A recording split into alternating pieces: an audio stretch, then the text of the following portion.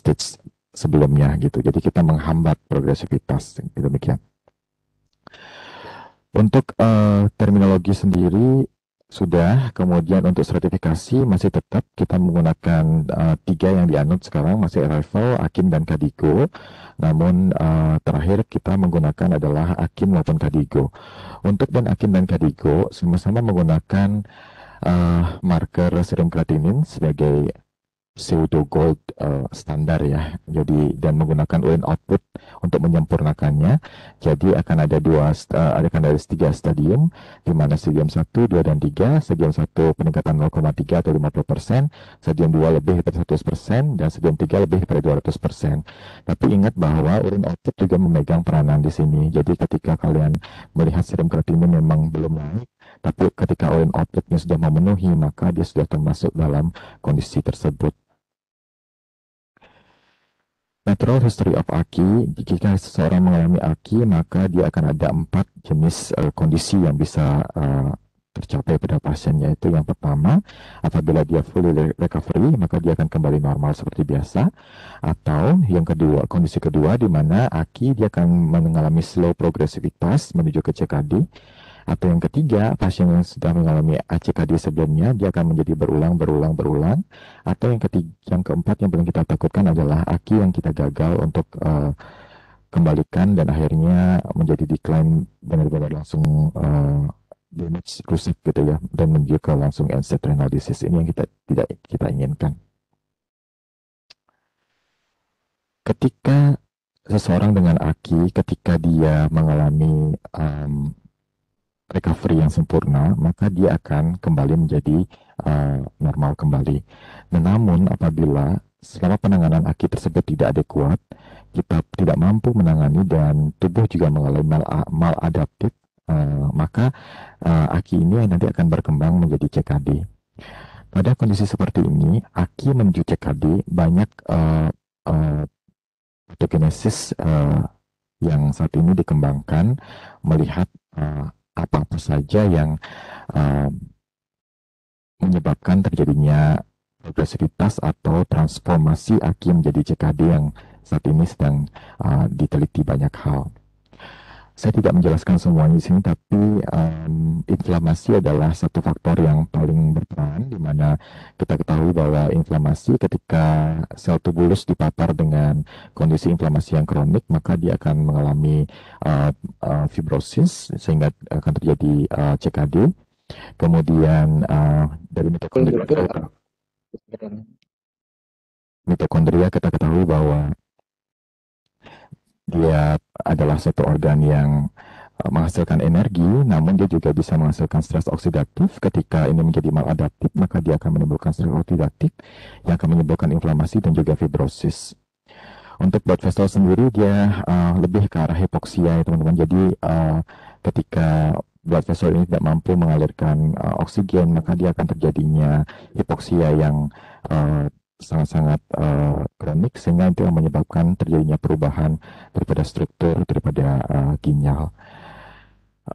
Dari beberapa hal tersebut, maka mekanisme AKI dari CKD transition ini dikatakan bahwa ada 4 hal yang berperan, yaitu 1 adalah inflamasi, yang kedua adalah fibrosis dan hipoksia, yang ketiga adalah kegagalan atau metabolisme daripada energi, dan yang keempat adalah adanya maladaptive repair yang seharusnya pada ginjal sangat-sangat baik. Untuk etiologi AKI sendiri, sampai saat ini masih belum ada perubahan. Kita akan bagi menjadi 3, prerenal, renal, dan postrenal, di mana kita lihat bahwa prerenal AKI ini karakteristiknya adanya hipoperfusi dari ginjal, dan ketika kita berbicara tentang renal atau intrinsic AKI, maka dia adalah kerusakan daripada renal parenchyma. Dan yang ketiga, apabila kita berbicara postrenal, maka kita berbicara tentang akut obstruksi daripada urinary tract. Untuk tata laksana, untuk diagnostik sendiri, ingat bahwa urinalisis memegang banyak hal, peranan juga dalam mendiagnosis sekiranya AKI ini mengembang apa ya, kita bisa berpikir bahwa aki yang terjadi itu kira-kira kerusakannya ada di mana. Contoh misalkan apabila terjadi dysmorphic red blood cell gitu, pada red blood cell case kita melihat dengan flow cytometry gambaran eritrositnya sudah pecah-pecah, maka kita mungkin memperkirakan bahwa aki tersebut terjadinya sesuatu di glomerulus atau terjadinya vasculitis.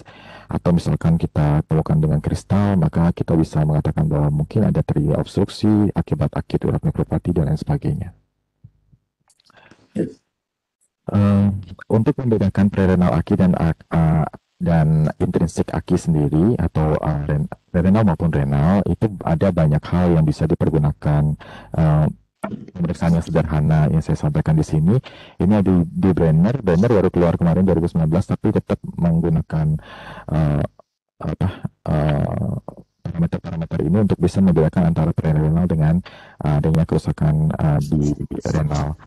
Jadi pada kondisi seperti ini kita paling gampang ya kita sering menggunakan adalah perbandingan antara BUN dengan creatinine ratio, atau kita bisa menggunakan urin sedimen, atau yang sering pada urinalisis kita lihat adalah urine gravity-nya ataupun osmolaritas daripada urinnya. Ini bisa kita menentukan secara screening gitu ya, jadi belum pasti tapi memperkirakan sekiranya dia ada di mana. Misalkan BUN-nya dia 2, tapi BUN-nya dia ada di 80, kemudian serum kreatinine di 2, maka perbandingannya kan 2 banding lebih pada 20 kali. Jadi pada kondisi seperti itu kita bisa memperkirakan bahwa prerenal adalah atau hipoprofusi merupakan yang penyebab daripada kelainan yang penyebab daripada akinya. Nah, kita kembali pada kondisi kreatinin, di mana kreatinin sampai saat ini memang dikatakan sebagai gambaran pseudo gold standard ya, pseudo gold standard untuk aki, karena dalam terminologinya sendiri kita masih menggunakan serum kreatinin dan juga produksi urin. Tapi sebenarnya kita ketahui bahwa kreatinin itu banyak sekali faktor-faktor yang menyebabkan terjadinya miss atau misalkan adalah yang spesifik, misalkan dia ada di diet, kemudian muscle mass yang turun. Dokter Cok Rati bisa di mute dulu ya, Cok Rati.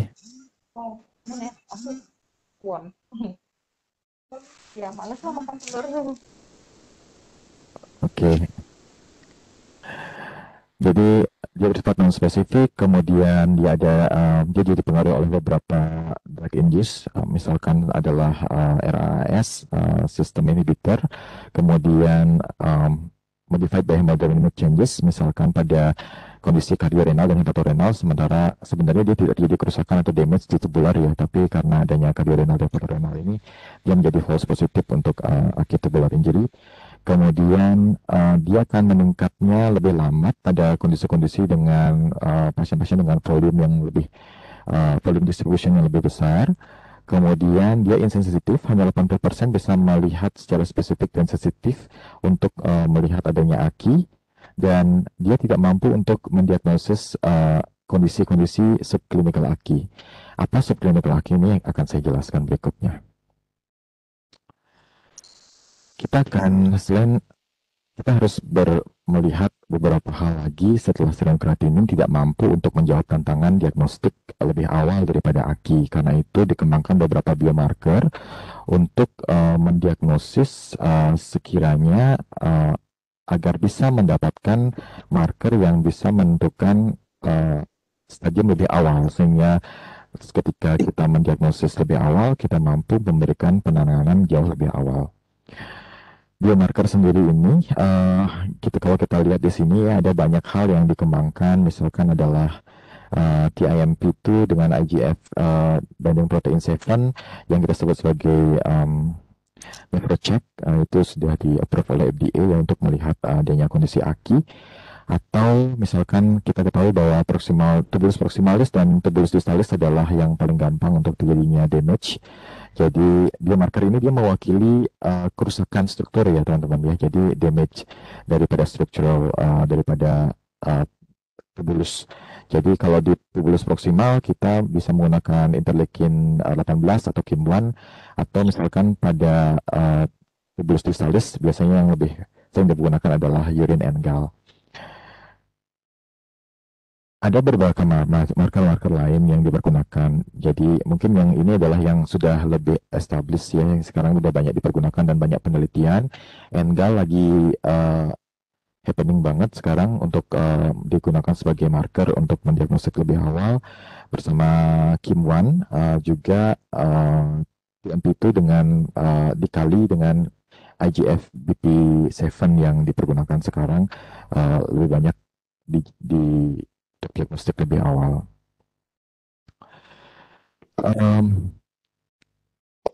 Berbicara tentang biomarker tentu saja dia tidak akan bisa berdiri sendiri.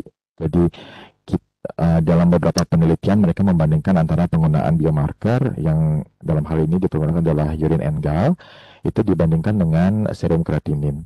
Kita ketahui bahwa kreatinin itu meningkat antara 12 sampai dengan 18 jam setelah 3D injury. Jadi terlambat kadang-kadang karena itu dibadakan dia menjadi dilihat pada kondisi-kondisi tertentu pada 2.200-an pasien di ICU ya. Kita melihat bahwa ada dia membagi menjadi 4 kategori, yaitu satu pasien dengan NGAL negatif atau serum kreatinin negatif, artinya dia kondisinya masih baik-baik saja, masih ginjalnya masih baik-baik, tidak terjadi AKI, atau pasien dengan NGAL yang positif tapi serum kreatininnya masih negatif, kemudian NGAL-nya yang negatif tapi serum kreatininnya positif, atau NGAL-nya yang positif dan serum kreatininnya yang positif. Biasanya pada AKI yang kita lihat adalah kondisi seperti ini. Jadi di mana kondisi NGAL-nya positif, serum kreatinin sudah positif. Nah, ternyata ketika kita bandingkan antara pasien dengan NGAL positif dan serum kreatinin negatif, dia memiliki outcome yang hampir sama dengan pasien-pasien yang dengan NGAL negatif dan serum kreatinin yang positif dan atau NGAL positif dengan serum kreatinin positif. Secara konsisten pada penelitian lainnya juga mengatakan demikian. Dia membandingkan antara urine NGAL dengan urine Kim1, di mana kita ketahui bahwa pada kondisi-kondisi dengan NGAL atau dalam hal ini adalah BM positif atau biomarker positif dengan serum kreatinin negatif, outcome-nya sama dengan pasien-pasien yang mengalami biomarker negatif dengan serum kreatinin yang positif. Dan dari penelitian ini juga kita melihat bahwa pada pasien-pasien yang mengalami kondisi bypass ternyata juga terjadi peningkatan kematian pada pasien setelah dilakukan follow up selama 82 minggu pada pasien-pasien yang mengalami biomarker positif namun serum kreatininnya negatif. Jadi pada kondisi seperti ini maka kita bisa melihat bahwa terjadinya peningkatan daripada biomolekuler dan kreatinin ini ekuivalen prediktor untuk terjadinya MAKI. MAKI ini adalah Major Adverse Kidney Event yang dimaksudnya adalah satu dialisis, yang kedua kematian, dan yang ketiga adalah progressionnya menuju ke CKD. Sehingga kita sebut bahwa diperkenalkanlah terminologi baru yang disebut sebagai subclinical AKI, di mana subclinical AKI ini mencerminkan adanya kondisi di mana pada pasien tersebut biomarkernya sudah positif, namun serum kreatininnya masih negatif. Setelah kita mengenal subclinical AKI, maka diperkenalkanlah matrix definition daripada AKI seperti ini. Dari matriks ini kita melihat bahwa dari matriks ini kita bisa melihat bahwa sisi di atas itu melihat adanya damage dan tidak adanya damage. Jadi damage ini diwakilkan oleh biomarker ya, sedangkan untuk functional changes itu diwakilkan oleh serum kreatinin. Ketika dia tidak adanya no functional changes ataupun tidak terjadinya kerusakan struktural, maka di sini pasiennya akan BM negatif dan serum kreatininnya negatif. Tapi kalau pasiennya ada di BM positif tapi serum kreatininnya negatif, maka ini yang kita sebut sebagai subclinical AKI. Seperti tadi ya, ada NGAL-nya positif tapi kreatinin ini masih baik-baik saja, masih normal. Tapi ada juga kondisi yang disebut loss of function tanpa adanya kelainan struktural. Contohnya adalah pada pasien yang mendapatkan terapi-terapi ACE ataupun SGLT2 inhibitor. Jadi pada kondisi seperti ini dia tidak ada kelainan struktural, namun dia mengalami kelainan fungsi. Sehingga pada pasien ini kita sebut sebagai BM negatif dengan kreatinin positif.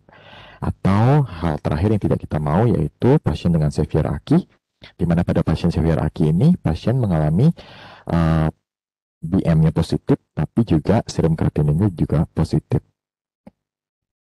Ini merupakan contoh yang saya sampaikan tadi. Jadi pada penggunaan obat-obatan gitu misalkan ketika injury marker dia positif, maka ini udah pasti terjadinya kerusakan di tubular. Tapi kalau misalnya dia biomarkernya dia uh, negatif tapi serum kreatininnya meningkat, oh belum tentu terjadi kerusakan struktural, tapi mungkin fungsinya yang berubah. Hal ini bisa dipengaruhi beberapa macam obat-obatan seperti ACE-ARB maupun SGLT2. Untuk NGAL sendiri, sudah banyak penelitian saat ini yang mengklasifikasikan cut point daripada nilai NGAL, baik urin maupun yang di plasma, untuk menstratifikasinya menjadi low, stress, severe, dan critical. Jadi nanti bisa teman-teman lihat sendiri urin NGAL berapa, plasma NGAL berapa ya, untuk kita sebut dia dalam kategori low, stress, severe, ataupun critical. Lalu, kapan dong kita menggunakan matriks ini gitu? Matriks ini sebaiknya kita pergunakan apabila kita melihat satu, ada pasien tersebut sudah dengan risiko terjadinya AKI, contoh pasien dengan shock gitu misalkan ya, tapi kreatin ini masih bagus. Jadi pada kondisi seperti ini maka kita disarankan menggunakan biomarker untuk mendiagnosis lebih awal. Atau ketika kreatininnya meningkat tapi tidak terlalu signifikan, jadi misalkan dia ada di stage 1 misalkan. Jadi misal pada kondisi kegagalan jantung, pada kondisi emergensi, atau pada kondisi-kondisi pasien habis melakukan cardiac bypass. Dan yang ketiga, apabila kita pengen mengetahui prognosis daripada pasien. Hanya saja marker untuk BN, biomarker pada untuk prognosis sampai saat ini masih dikembangkan lebih jauh. Oleh karena itu, pada kondisi saat ini diperkenalkanlah adanya konsep model daripada AKI yang terbaru, di mana konsep model AKI yang terbaru ini nanti akan membedakan pada kondisi pasien yang normal dan terjadinya peningkatan risiko untuk terjadinya AKI, lalu terjadinya kidney stress, maka akan muncul beberapa kondisi yang disebut sebagai BM positif serum kreatinin negatif, BM negatif serum kreatinin positif, atau kondisi AKI dengan yang sudah mengalami kelainan struktural maupun kelainan fungsional. Dan pada pasien-pasien seperti ini tentunya nanti akan berkembang apabila memang ada indikasi kita lakukan AKI dengan renal replacement support ataupun renal replacement terapi, dan apabila gagal maka angka kematiannya juga akan sangat tinggi. Untuk beberapa marker yang saat ini dikembangkan antara lain adalah produk IGF binding protein 7 dengan dikali dengan PIMP2 yang itu bisa melihat kondisi lebih awal, di mana di sini kita sudah mengetahui adanya kidney stress, maka ini pemeriksaan disebut sebagai nefrocheck ya. Jadi nefrocheck dia mampu untuk mendiagnostis lebih awal sebelum terjadinya kerusakan ataupun biomarker lain dengan positif. Namun untuk BM positif, kelainan struktural maupun fungsional, sebaiknya tetap menggunakan kombinasi antara NGAL, KIM-1, dan lain sebagainya dikombinasikan dengan serum kreatinin. Untuk AKI konsep sendiri, kita masih berharap sekarang kita sudah melihat adanya biomarker yang bisa melihat adanya risiko, misalnya dari nefrocheck atau early detection biomarker, misalnya menggunakan NGAL. Tapi fungsional diagnostic biomarker sudah ada dari serum kreatininnya, namun kita melihat dari prognostic biomarker ini yang masih belum saat ini masih dikembangkan. Ini yang mau kita lagi banyak penelitian-penelitian lebih lanjut untuk melihat seberapa jauh perkembangan dari prognostik biomarker ini. Oke, terakhir saya akan menceritakan mungkin tidak ada yang baru dari komplikasi AKI ya. Kita lihat ada hiperkalemi, metabolic acidosis, hiponatremi, hipokalsemi, hipofosfatemi, hipermagnesemia, dan hiperuricemia adalah salah satu contoh-contoh metabolik yang abnormality yang terjadi pada kondisi pasien dengan AKI, dengan kardiovaskular, gastrointestinal, neurologik, hematologik, infectious, dan lain sebagainya. Itu juga menyebabkan komplikasi daripada AKI.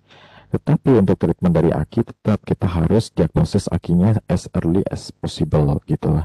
Jadi cepat segera harus terdiagnostik dengan adanya kombinasi antara biomarker dengan serum kreatinin tadi, tentunya akan lebih cepat kita untuk mendiagnostik pasien apakah sudah jatuh pada kondisi damage ataupun functional penurunan daripada fungsional ataupun kerusakan daripada struktural. Manajemennya seperti yang disampaikan seperti ini, namun saya ingin menekankan terakhir yaitu tentang treatment daripada AKI, di mana indikasi atau kriteria inisiasi daripada renal replacement therapy pada ICU setting apabila pasien mengalami satu oliguria ya. Jadi oliguria, urine output kurang dari 200 selama 12 jam, severe anuria, hiperkalemia dengan lebih pada 6,5, severe acidosis metabolic dengan pH kurang dari 7,1, azotemia dengan urea lebih daripada 30, severe clinical manifestation dari uremic, misalkan uremic encephalopathy, uremic perikarditis, uremic neuropathy, severe dysnatremia, baik natriumnya tinggi maupun rendah, kita bisa menggunakan renal replacement therapy. Kemudian hipertermia, drug overdose, bleeding diastasis, refractory hypertension. Ada juga kondisi-kondisi relatif maupun kondisi absolut. Misalnya kalau meskipun dia kaliumnya hanya lebih pada 6, tapi begitu ada ECG changes, maka dia harus dilakukan renal replacement therapy atau renal support, maaf. Kemudian kalau misalnya pada kondisi lain adalah hipermagnesemia atau pada kondisi pasien dengan diuretik resistan, maka ada indikasi kita untuk melakukan renal support pada pasien-pasien tersebut. Baik, mungkin demikian pemaparan singkat tentang AKI dan apa-apa yang mungkin bisa diperbaharui. Semoga sharing ini bermakna dan berguna buat teman-teman. Terima kasih.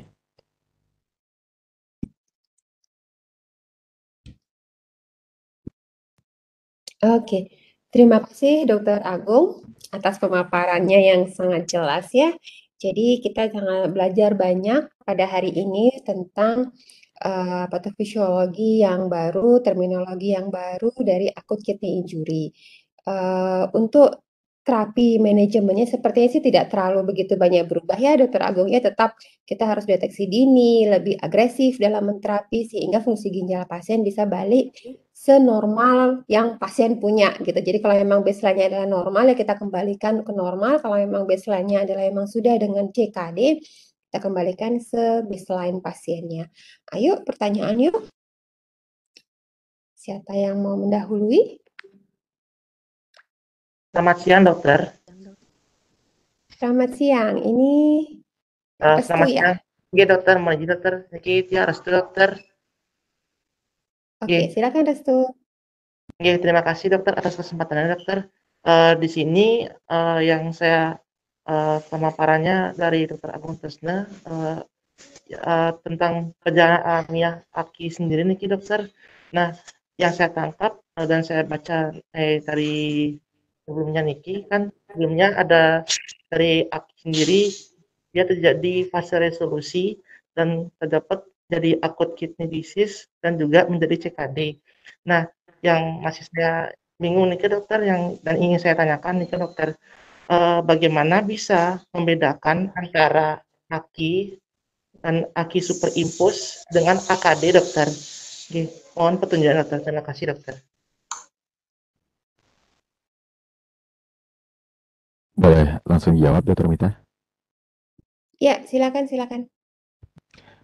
Nanti dibantu juga ya untuk melengkapinya. Baik, pertanyaan yang luar biasa dari Restu ya. Bagaimana saya bisa membedakan dia dengan kalau perjalanan alamiahnya sendiri ya. Kalau kita lihat di sini pada AKI dia akan menjadi 4 hal ini ya. Apabila full recovery dia akan menjadi AKI yang akan normal kembali. Tapi atau dia slow progression menuju ke CKD atau yang mengalami ACKD dan juga AKI yang tiba-tiba akan menjadi buruk. Untuk membedakan sendiri bagaimana kita melihat apakah ini pada AKI, AKD, atau CKD, terminologi AKD ini kita melihat berdasarkan adanya kegagalan recovery daripada serum kreatinin dan fungsi, dalam hal ini fungsi ya, daripada ginjalnya dalam waktu kurang daripada 90 hari. Jadi itu yang kita sebut sebagai AKD. Apabila pasien ini masih dalam terminologi 0 sampai dengan 7 hari, maka dia masih dalam sewaktu AKI. Dan ini kita bagi menjadi 2 lagi. Apabila dia kurang dari 48 jam, kita sebut sebagai transient AKI, dan lebih daripada 48 jam, kita sebut sebagai persisten AKI. Dan persisten AKI ini nantinya itu memiliki faktor risiko untuk terjadinya dan akan berkembang selanjutnya menuju ke masuk dalam fase acute kidney disease ini. Dan ketika pasien sudah dengan acute kidney disease, maka dia punya risiko untuk menjadinya CKD. Kalau untuk pertanyaannya bagaimana membedakan, tentu saja kita harus melihat dari kegagalan kemampuan daripada ginjal untuk melakukan adaptif ataupun memperbaiki diri sendiri kurang daripada 90 hari, dan biomarker tentu saja bisa kita pergunakan di sini untuk melihat apakah memang dia ketika serum kreatinin tidak begitu sensitif, maka kita bisa menggunakan biomarker untuk mendiagnostik apakah memang sudah terjadinya damage ataukah tidak pada kondisi pasien dengan yang terutama pada kondisi pasien subclinical AKI. Mungkin itu yang bisa saya jawab.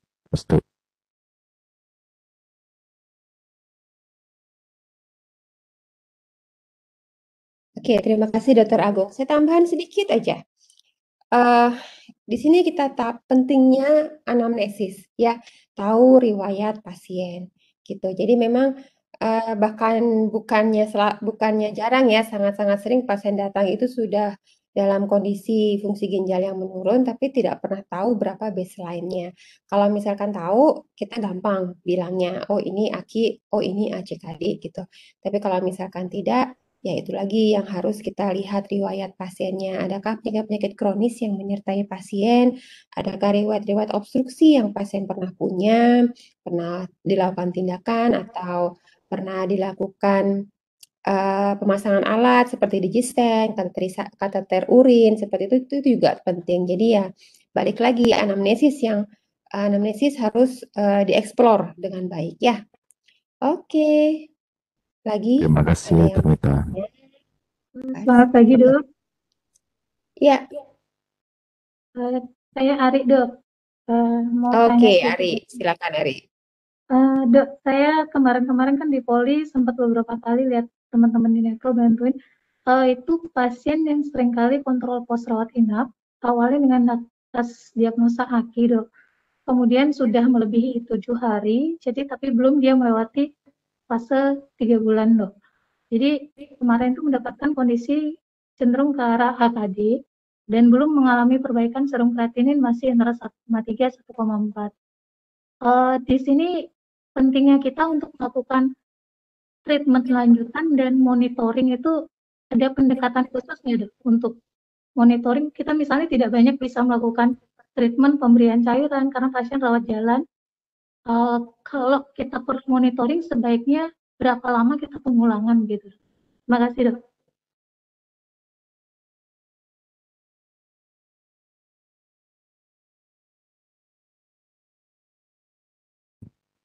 Baik, terima kasih Dr. Ari. Kalau kita melihat pada kondisi pasien dengan AKD, tentu saja AKD tersebut maka harus kita lihat dulu penyebab daripada AKI sebelumnya. Jadi apakah dia prerenal, renal, ataupun postrenal. Kondisi pada kondisi tersebut apakah sudah result sempurna ataukah tidak sempurna? Apakah penyebabnya sudah tertangani sempurna ataukah tertangani sebagian? Kalau kita melihat pada kondisi terminologi AKD yang saat ini diperkenalkan, maka dia tetap berada pada kondisi apabila 7 hari pasien tersebut tidak mengalami result dan tetap menetap ataupun mengalami progresivitas dalam 90 hari ke depannya. Kapan kita harus melakukan evaluasi? Pada kondisi pasien tersebut, maka ini akan dibagi menjadi kondisi risk, stress, maupun injury. Dan pada kondisi seperti ini, tentu saja kita harus melihat pada kondisi seperti ini, kita tentu saja akan memerlukan, kalau dalam kuliah ini ya, yang sudah saya kenalkan tadi, maka kita sudah sangat memerlukan sertifikasi apakah dia berada pada BM positif dengan serum kreatinin negatif ataukah dia BM positif serum kreatinin positif dan atau BM negatif ataupun serum kreatinin yang positif. Ketika kita melihat serum kreatininnya dia meningkat tapi biomarkernya dia negatif, artinya apa? Ini yang terjadi hanya kelainan fungsi saja. Jadi tidak terjadi kelainan struktural daripada pasien, jadi tidak terjadinya kerusakan dari tubulus dan lain sebagainya.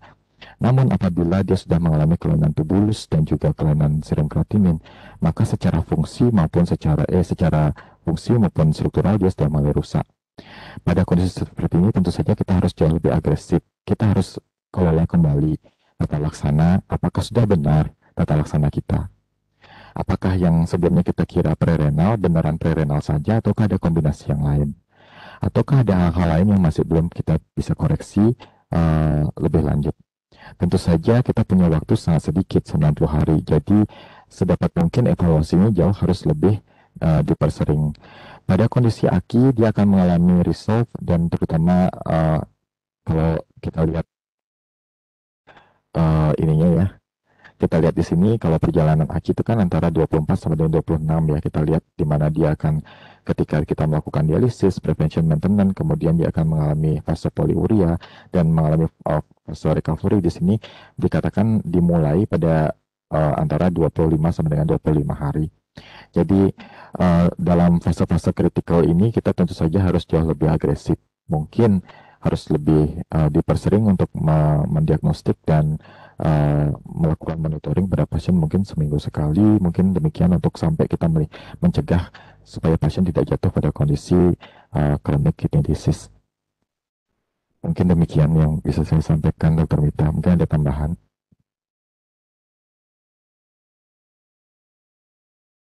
Iya, sometimes kita sulit ya menentukan ya pasien di AKD atau sudah masuk ke CKD gitu ya.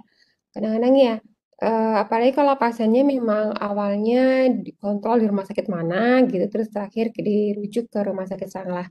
Jadi kadang-kadang kita sulit sekali men-trace pasien ini masih di dalam AKD atau CKD. Tapi intinya adalah faktor-faktor risiko, faktor-faktor yang menyebabkan pasien menjadi akut itu yang harus di-trace. Ya, itu yang harus dieksplor lebih lanjut. Karena kita harus lebih agresif dalam mengeliminasi faktor-faktor tersebut. Seperti gambar di sini kan ada toksik. Jadi kita harus eksplor tuh obat-obatan apa aja yang pasien dapat. Kemudian misalkan ada obstruksi, dikonsulkan ke bagian terkait untuk rilis obstruksinya secara cepat. Kemudian apakah ada infeksi, inflamasi yang mempengaruhi fungsi ginjal, seperti itu. Kemudian apakah ada faktor metabolik lain seperti elektrolit, seperti Hb, yang bisa membantu pemulihan fungsi dari ginjal tersebut. Jadi sepertinya intinya adalah benar-benar harus dieksplor anamnesis, pemeriksaan fisik, laboratorium, obat-obatan, tindakan apa saja yang sudah pasien dapat, kemudian kita berusaha untuk mengeliminasi faktor-faktor risiko tersebut. Iya, oke. Waktu kita sampai jam berapa ya, Dr. Agung? Bisa 12. nambahkan dikit, Switra. Prof, silakan Prof. Ya, bagus kuliahnya Agung ya, bagus sekali tentang aki ini. Memang ada di yang terakhir yang saya baca di jurnal, kriteria aki, AKD, dan CKD itu memang relatif sekali. Yang dipakai, Dr. Mita betul tadi, hanya kriteria waktu saja. Kalau kurang dari 7 hari kita sebut aki, 7 sampai 90 hari kita sebut AKD. Kalau lebih dari 90 hari, lebih dari 3 bulan, kita sudah sebut dengan CKD begitu. Apapun yang terjadi, kalau sudah lebih dari 3 bulan, itu sudah CKD. Sebab kriteria CKD kan lebih dari 3 bulan dengan atau tanpa gangguan struktur gitu. Jadi kalau lebih dari 3 bulan ya sudah, CKD aja sudah. Jadi kita tangani secara CKD begitu. Jelas ya? Diganggu suara ayam katanya ya. Oke. Jadi sekali lagi aki, AKD, CKD itu kriteria waktu aja. Kurang dari 7 hari itu aki, 7 sampai 90 hari AKD, lebih dari 90 hari sudah CKD karena sudah memenuhi syarat sebuah CKD begitu. Lebih dari 90 hari dengan atau tanpa gangguan fungsi. Terima kasih Dr. Mita, Dr. Agung. Bagus kuliahnya. Terima kasih Prof.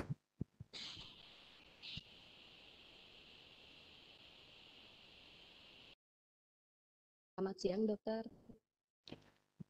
Baik, Priska, silakan Priska. Dr. Mita lagi terima telepon. Silakan. Selamat siang dokter. Saya ingin bertanya dokter, saya ingin bertanya mengenai terapi cairan pada AKI dok. Yang kita kerjakan di Sanglah kan terapi pilihannya biasanya cairan kristaloid dok.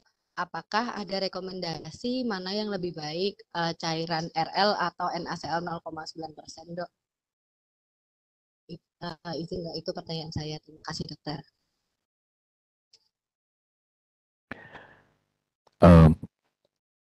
Mohon Dokter Mita nanti bisa tambahkan sedikit nih. Kebetulan saya memang tidak begitu detail membaca tentang jenis cairan. Cuman begini, kalau pada kondisi pasien-pasien dengan AKI, tentunya sih kita harus melihat lagi apa penyebab daripada AKI-nya. Dan kira-kira apakah pada kondisi tersebut akan menyebabkan terjadinya penambahan-penambahan ataupun abnormalitas daripada metabolik yang muncul. Contoh misalkan pada kondisi dengan sepsis berat atau misalkan itu kan sudah terjadi asidosis laktat misalkan ya. Jadi pada kondisi tersebut sebaiknya kita mungkin tidak menggunakan ringer laktat sebagai untuk cairan substitusi ataupun rehidrasi awal gitu pada pasien. Ataupun misalkan pada kondisi-kondisi pasien yang sudah dengan hipernatremia gitu, misalkan hipernatremia sudah tinggi, disnatremia. Jadi pada kondisi seperti itu mungkin pilihan kita adalah menggunakan NaCl yang memiliki kadar natrium yang jauh lebih tinggi. Mungkin kembali pada kondisi penyebab daripada AKI tersebut, sehingga pilihannya tetap adalah kristaloid, namun yang mana yang akan kita pilih disesuaikan dengan kondisi dan morbiditas yang mungkin muncul pada pasien. Mungkin demikian, Dr. Mita mungkin bisa menambahkan.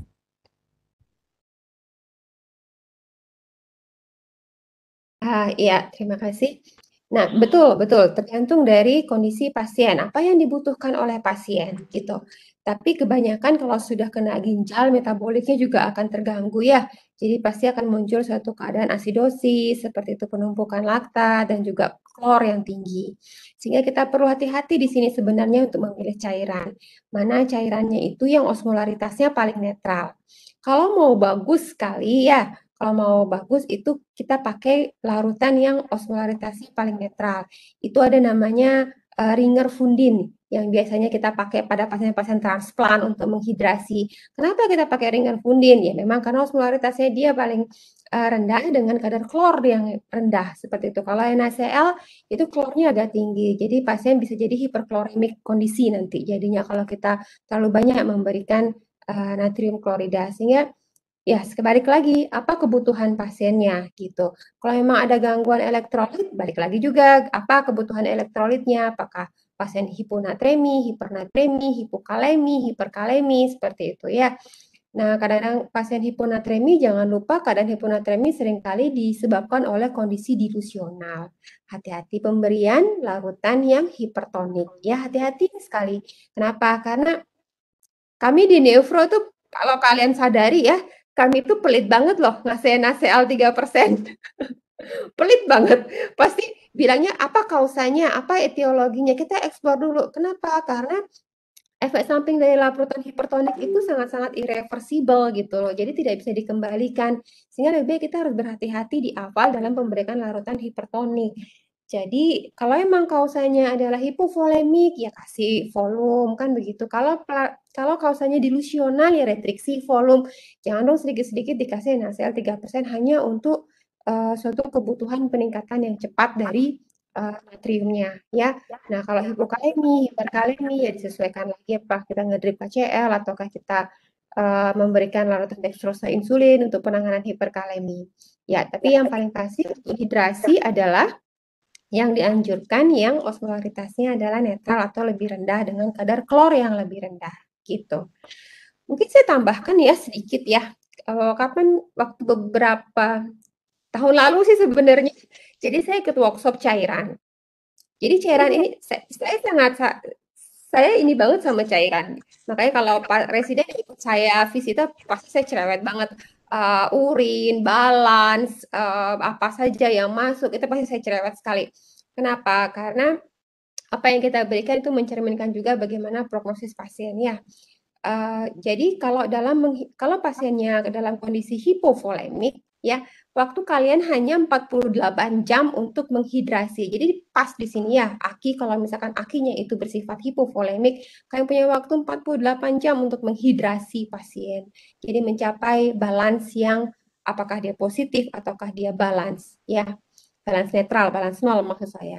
Nah, setelah 48 jam, itu tidak lagi kita memberikan volume yang berlebih. Malah kita akan merestriksi sedikit. Jadi baru nih ada jurnal dari ISN itu perbandingan antara restriksi volume management dengan usual volume management pada kondisi AKI. Jadi ternyata restriksi volume management itu menghasilkan morbiditas yang lebih sedikit dibandingkan yang usual volume management. Tapi memang penelitian ini belum dengan skala yang besar dan belum jangka waktu yang lama ya, masih dikonfuskan, masih di-bias oleh beberapa tindakan atau intervensi yang dilakukan pada kasus-kasus tersebut. Tapi dari workshop tahun lalu yang saya ikuti, itu memang mengatakan demikian. Jadi kita punya waktu 48 jam, setelah 48 jam kalau kita memberikan hidrasi yang berlebih, air itu dia lari mengisi kantong-kantong di luar intravaskular, begitu apa namanya kantong-kantong interstisial, jadi pas air itu tidak di dalam, jadinya airnya malah di luar. Jadi itu lagi kesulitan kita tenggelam nanti pasiennya ya. Oke. Prof. Fitri ada tambahan? Sedikit tambahan ya. Jadi Dr. Mita, Dr. Agung betul sekali. Berbicara tentang cairan pada nefrologi itu ada dua hal ya, volume dan komposisi. Tolong diingat, volume dan komposisi ya. Hipovolemia, hipervolemia, kemudian komposisinya apa yang dibutuhkan. Kalau pasien hiperkalemi jangan kasih ringer laktat, itu contoh yang sederhana aja. Ya, kalau pasien hiperkalemi kasih NaCl 0,9. Kalau pasien hiponatremi jangan kasih yang NaCl 3% begitu misalnya. Jadi dua hal yang diperhatikan, volume ya, hiper atau hipo, dan komposisi cairan tubuh pasien. Itu yang menentukan pilihan kita terhadap cairan yang kita berikan kepada pasien. Tapi yang standar, betul tadi si penanya, memang awal-awal di mana kita tidak tahu, kita mulai dengan NaCl 0,9. Sementara kita melihat bagaimana status volume dan bagaimana status elektrolit, bagaimana status osmolalitas kata Termita tadi. Bagus sekali. Terima kasih. Terima kasih, Prof. Senang sekali ada Prof. Fitri di sini. Iya.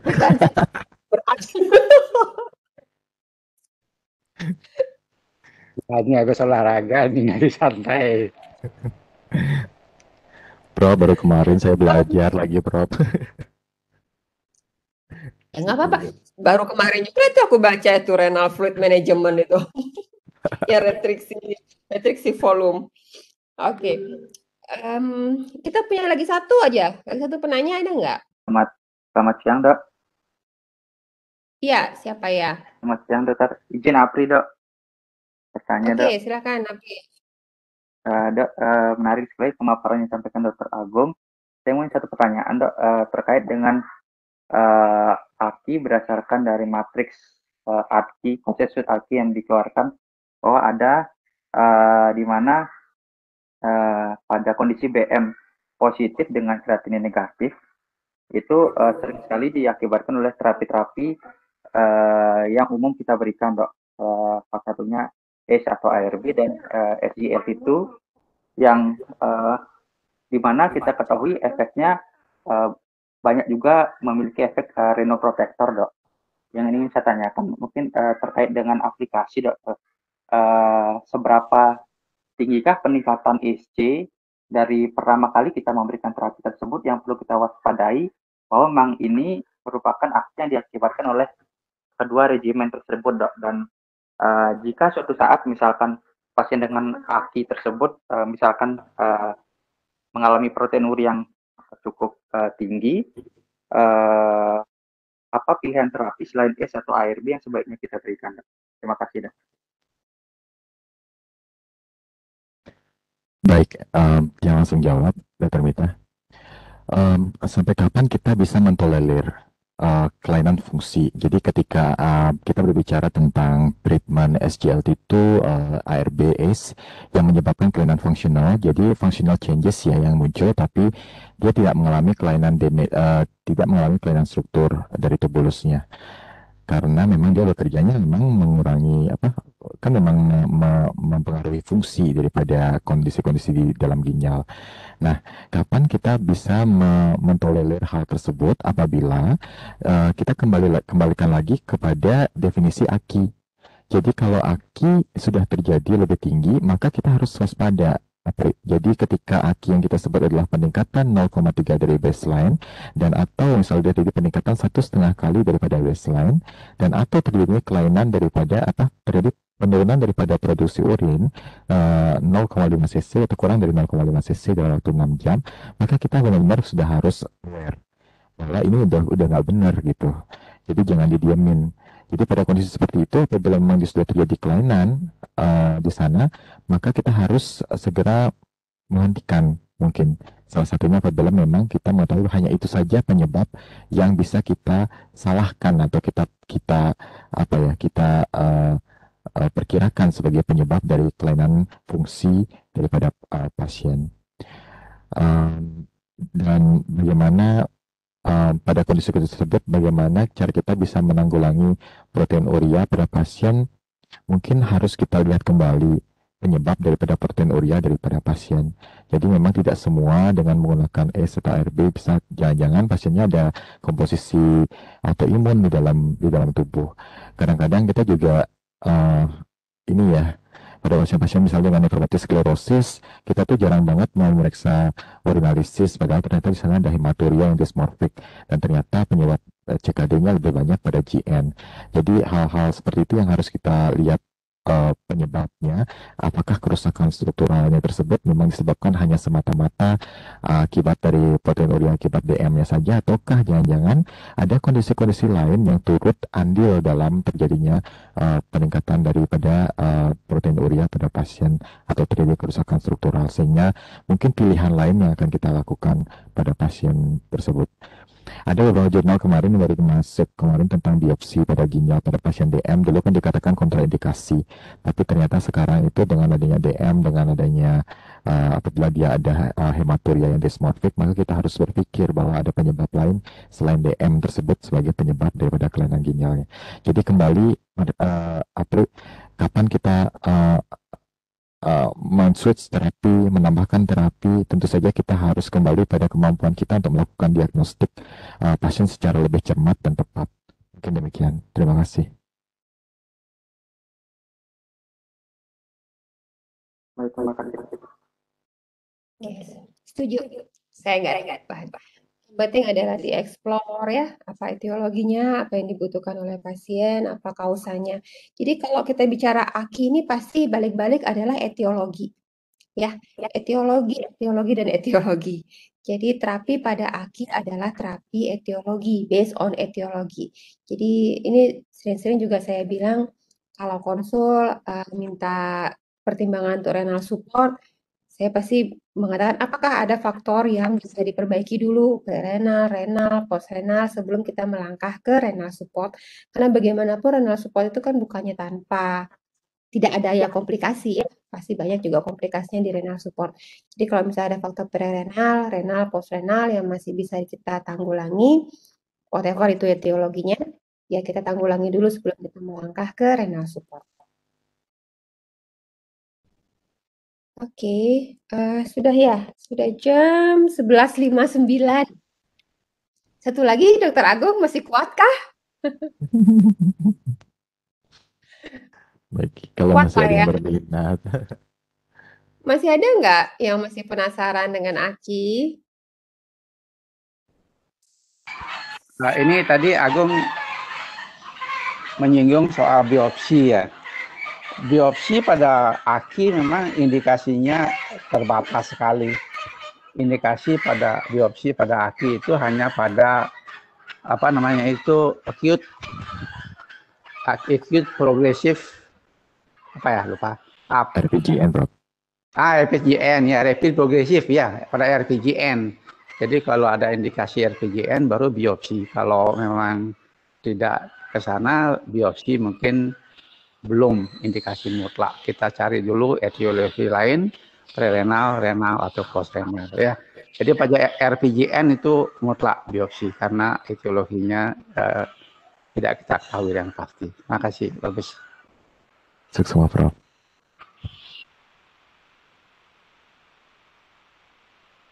Oke, pas jam 12. Ada ilmiah lagi ya habis ini ya? Coba tak lihat. Kayaknya enggak, Mbak Mita. Oh, nggak ada. Kalau gitu, satu lagi dah. Mumpung Agung masih panas. Ini pemanasan sebelum aku besok workshop nih. Iya. Materinya sama. Mbak Mita, bantu aku nanti. Jago. Ayo, ada lagi nggak sebelum saya tutup? Di workshop kita tuh 56 orang loh, Mbak Mita. Tuh banyak banget tuh yang ikut besok. Mampus nggak tuh workshop 56 orang. Dapat guna bagi banyak orang. Ada lagi kah?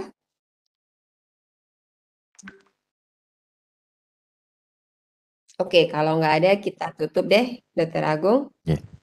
Dr. Agung, terima kasih banyak di sela-sela merawat satu jero sudah meluangkan waktu untuk memberikan kuliah khusus pada hari ini. Terima kasih banyak, pemaparannya bagus banget, memberikan kita wawasan yang baru, sudut pandang yang baru dalam mendefinisikan, mengkategorikan, dan bagaimana kita kedepannya menterapi dan manajemen pada acute kidney injury. Kalau saya ambil take home message-nya adalah di sini ada pembagian baru dari acute kidney injury yang melangkah ke acute kidney disease dan kemudian ke chronic kidney disease. Ada juga yang berdasarkan based on biomarker, berdasarkan peningkatan kreatinin, kemudian ada damage, kemudian ada loss of function dari kidney itu sendiri. Tapi tetap AKI itu adalah based on etiologi, ya.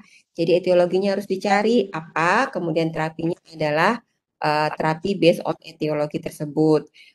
Pada AKI kita harus bersifat lebih agresif, lebih cepat dalam mengeksplor, mentrace etiologinya apa, kemudian terapinya kita juga harus lebih agresif. Disinilah perbedaan bagaimana kita memanajemen AKI dengan CKD. Kalau AKI kita lebih agresif, kalau CKD mungkin lebih bisa tidak slow motion sih, tapi ya lebih pelan-pelan lah dibandingkan AKI ya, karena AKI kita punya batasan waktu di sini yang harus kita kejar gitu untuk mengembalikan fungsi ginjal pasien balik ke normal atau balik ke baseline pada pasien tersebut. Oke, terima kasih banyak pada rekan-rekan adik-adik residen yang sudah ikut kuliah khusus pada hari ini. Komen, subscribe, like bisa di Instagram. Bisa dijapri ke masing-masing ke Dr. Agung. Follow apa Dr. Agung? Ingat tag Dr. Agung, Dr._Agung Tresna. Oke, yes. Terima kasih banyak. Sehat-sehat selalu. Tetap jaga APD kalian dalam kondisi yang baik ya. Jadi siapkan dulu alat perangnya sebelum kalian berhadapan dengan pasien. Semoga kita selalu dalam lindungan Tuhan Yang Maha Esa. Kita sehat-sehat selalu ya. Oke, terima kasih banyak. Selamat siang. Om Santi, Santi Om. Om Santi Om. Terima kasih Dr. Mita. Terima kasih Prof. Suitra dan teman-teman. Prof. Suitra. Ayamnya luar biasa.